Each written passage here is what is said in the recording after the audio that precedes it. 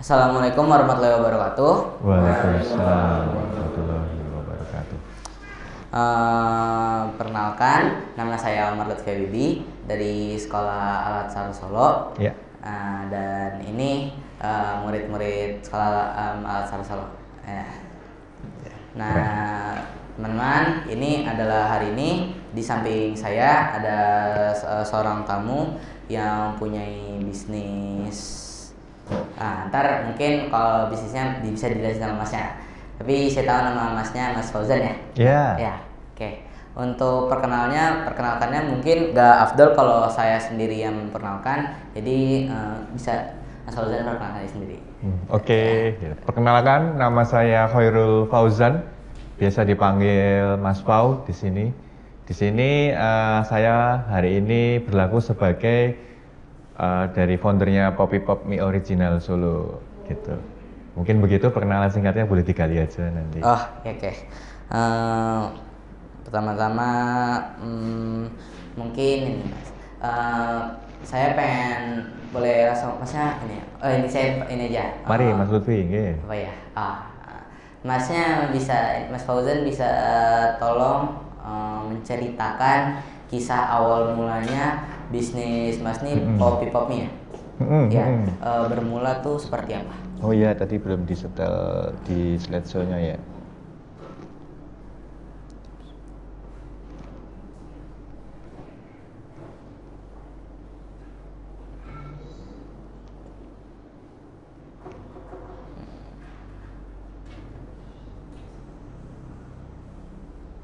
Oke, jadi awal mulanya, jadi ceritanya pada waktu itu kan saya mahasiswa juga semester akhir tuh. Dimana waktu itu saya punya kepengenan supaya bisa punya usaha yang betul-betul, punya usaha yang bisa dibawa untuk scale up, bisa untuk memang beneran bisnis ya di situ. Akhirnya saya berpikir, akhirnya saya memutuskan untuk bisnis kuliner. Oke, bisnis kuliner. Waktu itu saya mahasiswa semester akhir. Waktu semester akhir ya sudah, sambil memang kita ngerjain skripsi, kita memang belajar bisnis. Alhamdulillah waktu itu saya berpikir pengen membuat sebuah bisnis yang memang punya diferensiasi yang unik. Jadi biar beda dibanding yang lain, tapi juga nggak sekedar unik, tapi dia bisa memang dicintai. Jadi ada tuh banyak usaha yang unik, tapi sekedar keren, sekedar unik, tapi ya sudah cuman buat orang penasaran, habis itu tidak long last, kan tidak jangka panjang kan di situ kan. Ya banyak contoh seperti es krim kuburan, hits tiba-tiba hilang kan. Jadi banyak usaha tren. Saya pengen usaha yang bisa long last. Saya berpikir saya memutuskan untuk bermain di industri kuliner mie. Karena itu kan insya Allah kita teliti di industri mie itu long last ya kan gitu. Tapi mie yang unik apa kan gitu. Saya berpikir akhirnya menciptakan sebuah konsep namanya mie original di situ, di mana kita punya sebuah mie yang hanya ada di kita dari konsep, dan akhirnya punya original resep. Kita bikin nama Poppy Pop Mie Original. Pada waktu itu mulainya hanya sangat-sangat sederhana sih. Apa yang saya punya saya jalanin. Saya memulai cuma di emperan pinggiran jalan, cuman sebuah gerobakan kecil yang itu kapasitas cuman 1, 2, 3, 4, 5, 6, 7, 8, cuman 8 orang. Ya kita mulai aja berjalan di situ. Tahun pertama kedua itu bisa sampai 5 outlet, tapi karena kemampuan juga belum ada, terus juga banyak tantangan, akhirnya di tahun kelima itu satu persatu outletnya tutup. Nah, terus kita istirahat dulu, break gitu. Tapi alhamdulillah tahun 2020 kita berhasil rebound lagi dengan sangat bagus. Bayangkan dulu awal mulai cuma 8 kursi dan cuma di pinggir jalan seperti gerobak. Di tahun 2020 ini kita bisa kedai lumayan, dia bisa kapasitas 80 orang sekali tampung. Gitu. Instagramnya di @poppypopmieoriginal kalau mau dicek. Di follow dulu semuanya.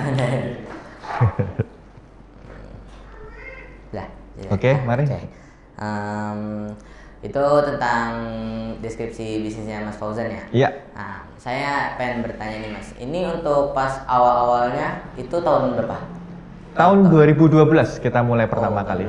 Itu berarti kalau di pinggir jalan bentuknya gerobak apa kayak stand gitu? Gerobak seperti ini. Jadi dia, coba kita cek. Jadi kalau mau dicek pertama kali,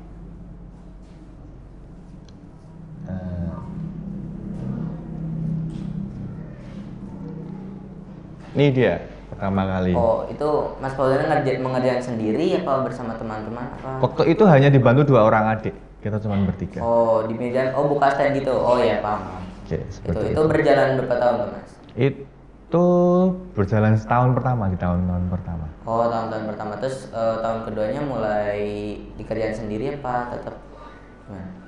Tetap dikerjain sendiri, tapi kita belajar namanya nggak mungkin kan, saya ada visi itu.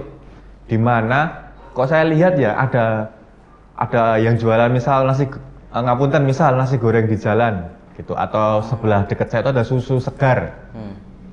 Itu jalan bisa untuk kehidupan, cuman bayangkan tahun 11 sama tetap beliau sendiri, tahun sampai puluhan tahun itu cuma beliau sendiri gitu. Saya nggak mau seperti itu gitu, apa bedanya kan gitu. Makanya saya belajar cari karyawan kan di situ.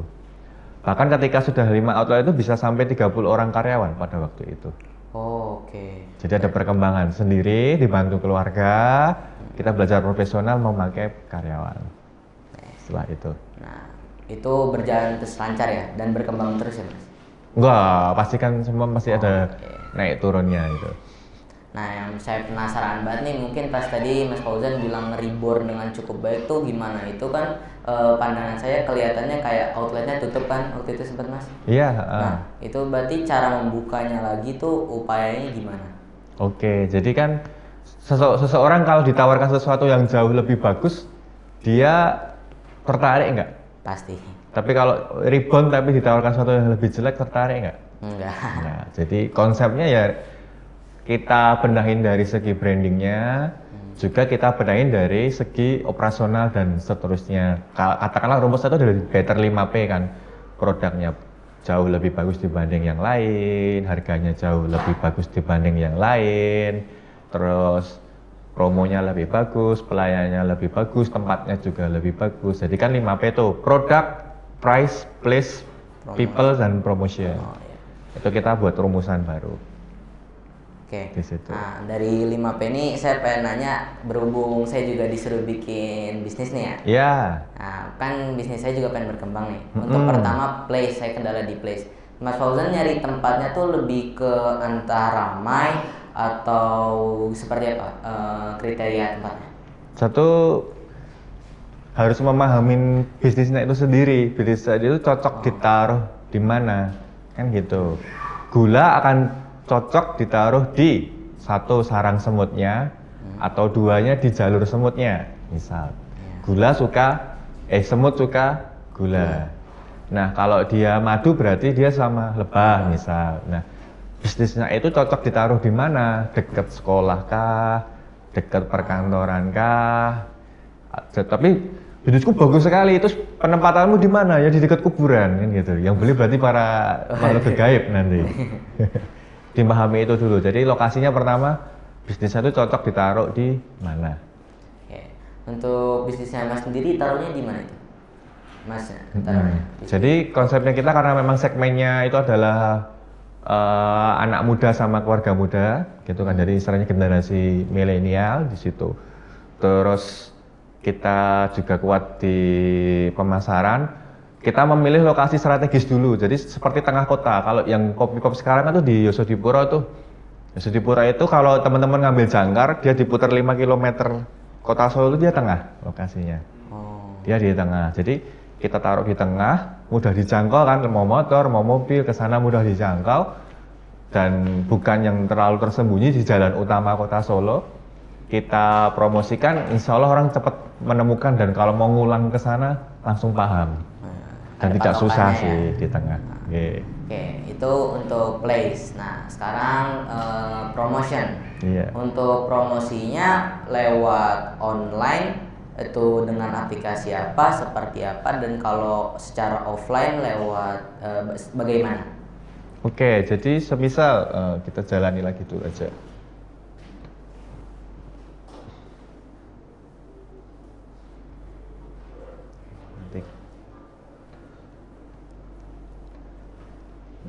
Oke, jadi promosi kalau di bidang kuliner itu promosi terbaik itu justru malah dari rekomendasi orang yang puas.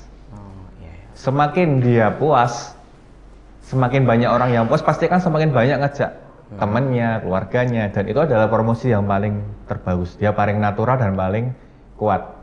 Itu satu dulu. Nah, supaya itu terjadi kan pasti dipastikan dulu bisnisnya itu memang memuaskan. Kalau dari kuliner ya paling enaknya beneran enak, bukan cuma di branding atau di lisan. Jadi cuma di lip sync kan, itu berarti diucapkan, tapi beneran dari konsumen itu sendiri, bukan kita yang ngomong. Beneran enak, ngangenin. Jadi dia bisa terus kangen, terus beli lagi, tapi juga dicintai dan dibeli. Yang kedua memang pelayanannya memuaskan, dalam artian jadi cepat, terus ramah, itu sangat dibutuhkan. Dari dua itu dulu di situ. Nah, terus satu berarti kan word of mouth harus sangat diperhatikan. Yang kedua cara pemasarannya itu justru terbaik dari operasional itu sendiri. Jadi si pelanggannya itu dapat sentuhan dari karyawan kita. Akhirnya itu cara-cara promosi terbaik. Organik adalah cara promosi terbaik. Tapi untuk percepatannya kita memang memanfaatkan digital media. Kita menggunakan Instagram, kita menggunakan sosial media, apalagi sekarang yang sedang booming TikTok. Selama itu positif, insya Allah nanti kita manfaatin di situ. Nah, asal kontennya juga sangat positif, nanti media digital itu akan sangat membantu di situ. Nah, untuk kalau misalnya kan tadi secara pelayanan ya. Iya. Waktu itu Mas Fauzan pas pertama kali all COVID udah mulai buka? Apa? Belum, pada waktu pertama itu dengan semangat seperti bangkit dari kubur istilahnya kan di situ kan. Iya. Itu di bulan Desember 2019 sudah latihan buka Januari 2020. Itu. Covid itu Maret akhir ya kalau nggak salah 2020. Kita sempat tidak ada Covid, tapi habis itu Covid kita diharapkan di situ kan. Cuman ketika Covid paling parah itu kan 3 bulan setelah Maret tuh. Setelah Covid itu konsumen mulai keluar itu alhamdulillah justru terus meningkat, dalam artian diterima positif masyarakat. Jadi semakin bagus dan berjalan sampai sekarang kan di situ. Alhamdulillah sekarang masih sangat oke progresnya. Jadi Kopi Pop itu sendiri sudah proven selama 9 tahun. Bukan usaha yang cuman sebulan 2 bulan apa setahun apalagi itu kan gitu. Oke, udah berpengalaman istilahnya. Istilahnya bukan usaha tren, insya Allah cukup modal itu kita semakin yakin bisnisnya akan long last. Oke. Untuk kalau misalnya waktu COVID itu, kalau di sini, saya tinggal di Depok ya Mas ya. Di Depok, iya. Itu kan Depok Solo apa Depok sana? Depok sana. Daerah Depok Pasar Burung Solo. Enggak, bukan Depok sana. Bukan burung ya. Kalau di Depok sana itu kan waktu pas COVID mungkin 6 bulan setelah COVID pertama tuh dari COVID itu kan benar-benar nggak ada yang mau keluar. Apalagi katanya pertama dari Depok, di Depok semua. Ya. Depok makanya. Semua pokoknya. Nah, kalau di sini itu masyarakat ngelihatnya apakah Masnya kayak protokol kesehatannya wajib banget, kayak skip meja, nggak boleh ada yang di tempat, bawa online apa gimana? Oh iya, ketika memang itu jadi keputusan pemerintah dan juga untuk kepentingan publik ya kita jalanin, protokol kita jalani dengan sangat bagus. Dan pelanggan juga suka pasti. Diterima itu ya sama Oke. Nah, untuk cara Mas tahu itu kan kalau kuliner kan berarti lebih kerasa ya. Full rasa itu apakah setelah orang beli kita Mas minta review, kotak saran apa lewat seperti apa? Gimana maksudnya pertanyaannya? Kalau misalnya kan Masnya kan kuliner nih. Itu kan kalau kuliner itu kan berarti lebih kerasa. Nah, kalau cara tahu biar ini enaknya kan nggak mungkin dari kita sendiri dong. Betul. Pasti kita menanyakan ke orang. Itu menanyakannya medianya seperti apa? Apakah punya kotak saran atau gimana? Testing produk. Misal mau testing produk, Itu sebenarnya paling enak itu bertanya sama ahli karena dia punya 10 kali bobot lebih. Menurut saya sih 10 kali bobot daripada orang normal. Yang kedua itu bertanya ke pelanggan ideal kita. Terus kita justru malah nggak ngomong itu tes produk. Gitu. Jadi kita undang aja ngobrol, kita sediain di meja, jangan bilang itu punya kita. Piye rasanya, gimana rasanya. Jadi biar pendapatnya natural di situ. Jadi sering-sering mencari pendapat natural. Tapi kalau itu kita ngomong ini punyaku, pasti kan ada rasa sungkan, nggak enak gitu kan. Jadi pendapatnya bias, belum tentu yang natural di situ. Oke, untuk syarat tester ya. Mungkin promosi udah, berarti tinggal pindah ke produk. Ya. Oke. Produknya Mas ini, tadi saya belum lihat itu packagingnya seperti apa? Oke, coba nanti habis ini dilihat ya. Kita lihat aja dari sini berarti. Saya lihat packagingnya. Misal seperti ini.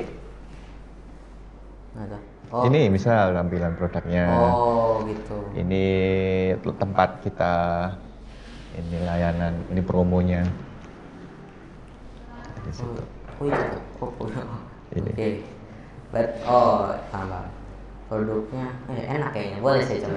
Boleh. Ada di mana Mas ini Mas? Ini ada di sementara baru satu outlet lagi kita memulai ulang di Yosodipuro.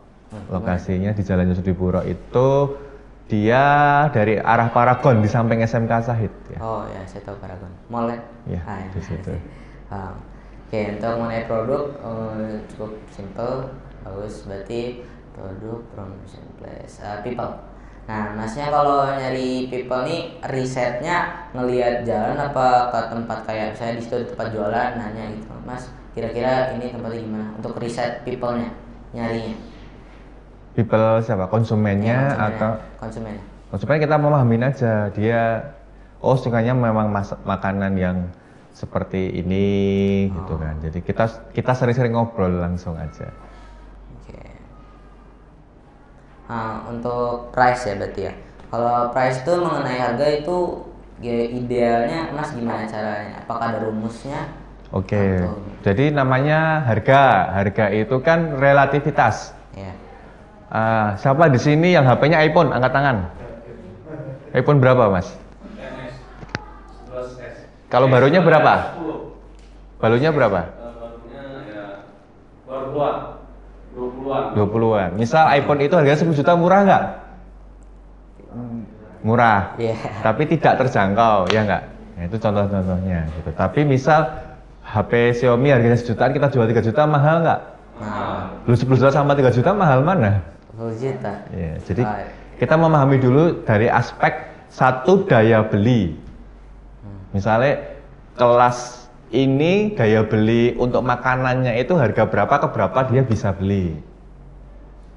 Jadi memahami psikologi daya beli dulu. Yang kedua memang murah itu adalah definisi ketika harga yang dibayar dia mendapat lebih daripada yang dia bayar. Misalnya bayarnya 20.000 tapi rasanya dapat 40.000 kan murah gitu. Mahal itu ketika membayar cuman 10.000 tapi dapatnya cuman 5.000. Ya, mahal. Nah, jadi konsepnya itu memahami dulu segmen itu bisa tolerable harga minimum ke maksimalnya berapa di daya beli. Yang kedua baru ke masuk itu tadi sebisa mungkin harga yang kita tetapin di daya beli itu manfaat yang dia terima jauh lebih tinggi daripada yang dia bayarkan. Itu konsepnya. Gitu ya. Oke, paham. Saya jangan nyari price. Oke.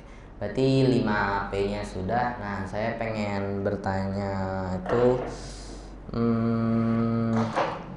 lebih gini. Pertama, Masnya kan itu waktu pas buka itu masih kuliah semester akhir ya? Iya. Nah, itu cara pertama kan pasti dari ide kan. Idenya tuh cara ngembanginnya langsung presentasikan ke teman, ke keluarga atau kayak membuat perencanaannya langsung? Semuanya dijalanin. Jadi ide itu tidak ada yang datang dengan sempurna.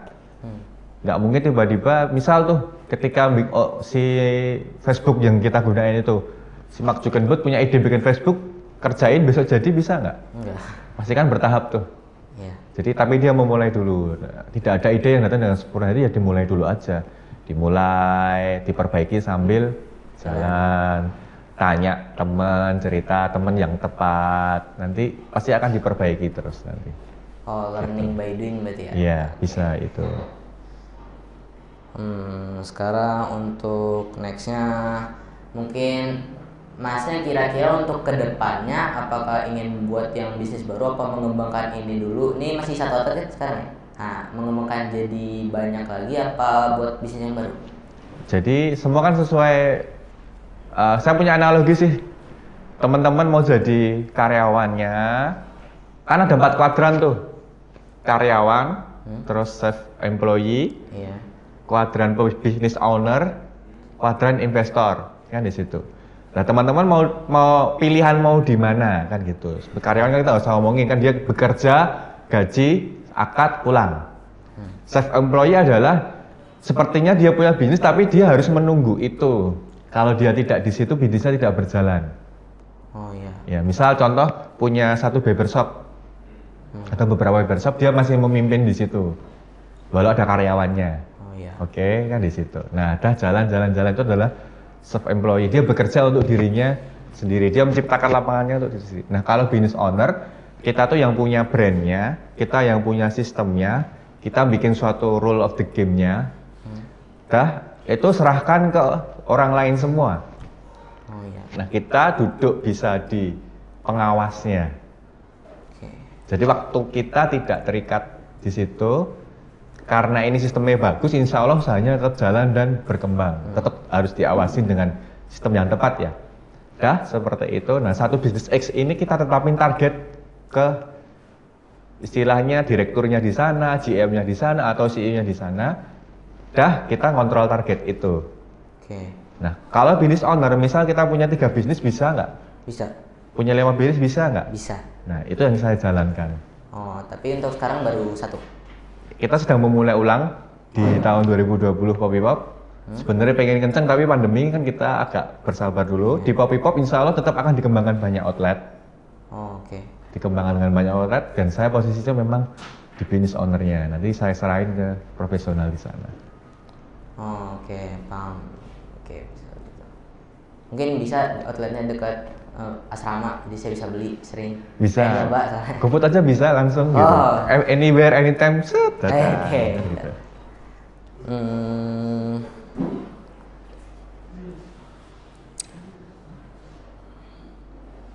Mungkin saya kayaknya udah kehabisan pertanyaan nih. Iya. Kayaknya boleh ke yang lain. Oh iya, boleh kayaknya. boleh. Siapa Berarti yang mau bebas nanya? ya, mau nanya? Ya, Mas, mau tanya, Mas. Siap. Siapa dulu namanya? Namanya Fawas. Mas Fawas, nggih. Itu kan kalau nggak salah Poppy Pop 2017 total 5 outlet ya. Nah, itu tutupnya gara-gara apa? Jadi kan satu persatu gitu. Jadi ada istilah seperti ini sih Mas. Bisnis itu cerminan bisnis ownernya atau pemimpin tertingginya. Bisnis itu tidak bisa berkembang lebih tinggi daripada level kepemimpinan ownernya. Misal seperti itu nggih. Mas bisnisnya sekarang level apa Mas? Maksudnya ngapunten bisa berapa outlet? Belum punya. Misal satu outlet bisa. Sekarang kita akad, Mas saya punya 10 outlet, Mas kelola langsung bisa nambah atau malah berkurang outletnya. Kira-kira nambah misal kan gitu. Jadi pengalaman saya karena waktu itu kemampuan saya tidak lebih tinggi dari 5 outlet. Akhirnya saya nggak bisa membenahin masalah yang ada, satu persatu saya lepas dulu untuk istirahat kan di situ. Jadi misal nih tangan kita hanya bisa ngelola 3 sebenarnya, tapi kondisi waktu itu 5 dan pada waktu itu permintaan sudah 10 outlet di semua kota. Di pulau-pulau Jawa itu udah memang ngajak potensi kerjasama kayak seperti ini di 10 kota, tapi saya tidak punya kemampuan ke sana. Nanti perizinannya, ngurusi karyawannya dan seterusnya. Yaudah saya istirahat dulu, saya belajar yang serius supaya kemampuan saya lebih tinggi bisa ngelola ke sana. Itu sih jadi konsepnya. Oke. Ada lagi mau tanya? Nama saya Zaki. Mari Mas Zaki. Kalau kita tahu problem apa yang besar di usaha Poppy Pop ini? Poppy Pop. Poppy Pop Jadi kalau kita tahu sulit itu karena kita belum tahu caranya. Ketika kita tahu caranya, insya Allah bisa. Jadi kalau PPO yang sekarang insya Allah berjalan lumayan tidak sulit menurut saya. Berjalan lancar, bahkan di pandemi yang banyakkan usaha kuliner resto itu tutup. Tapi alhamdulillah sampai sekarang justru kita growth dan survive. Nggak sekedar bertahan aja, tapi bisa secara satu outlet itu, tapi pelanggannya bertambah banyak, berjalan banyak perubahan positif lah waktu sampai sekarang ini. Bahkan ini kita juga renov lumayan bagus sih untuk di area dapur, atap pada saat ini, supaya nanti biar layanan lebih cepat lagi di situ. Nah, mungkin cukup 2 pertanyaan aja dari penontonnya. Saya kehabisan pertanyaan nih, gimana Mas ya? Ngapain? Ya, sering-sering aja, misal motivasi. Ya, boleh. Mungkin Mas kalau ada bisa pertanyaan teknisnya kan semua nanti bisa. Ya, bisa Mas Fauzan bisa ngasih motivasi. Kan kita semua disuruh bikin bisnis nih. Mulai dari awal banget nih. Kayaknya Mas bisa ngasih motivasi atau istilahnya tips and trick untuk biar kita gampang menjalankan bisnisnya. Bisnis. Jadi siapa yang di sini pengen jadi pengusaha, angkat tangan. Yang tinggi, semua. Yang nggak tinggi berarti nggak pengen sungguh-sungguh ini. Siapa dengan keras? Saya. Siapa yang jadi pengusaha? Saya. Masya Allah. Siapa yang ingin sukses? Saya. Siapa yang ingin berkah melimpah? Saya. Amin. Ya. Jadi kan semua ternyata sini pengen nih, kan gitu. Jadi bisnis itu cuman sekedar jalan, bukan tujuan. Oke. Jadi kalau kita pengen tahu sebenarnya bisnis itu akan sukses atau enggak, cuman dilihat dari motivasi si ownernya seberapa kuat. Bisnis akan selalu ketemu kendala, nggak mungkin enggak. Jadi kalau pengennya lancar-lancar, terima untung atau sharing profit doang, kemungkinan juga tidak. Justru akan banyak manfaat. Nah, tapi karena kita motivasinya kuat, insya Allah nanti di bisnis itu apapun tantangan dan kesulitannya nanti kita bisa untuk atasin. Tidak mudah nyerah. Akhirnya bisa dan bisa kayak di situ. Nah, kalau boleh cerita nih gitu. Jadi teman-teman, saya boleh ngasih motivasi yang sangat kuat kah? Boleh banget. Boleh kan di situ kan. Nah, coba deh gini. Teman-teman punya bisnis yang sukses.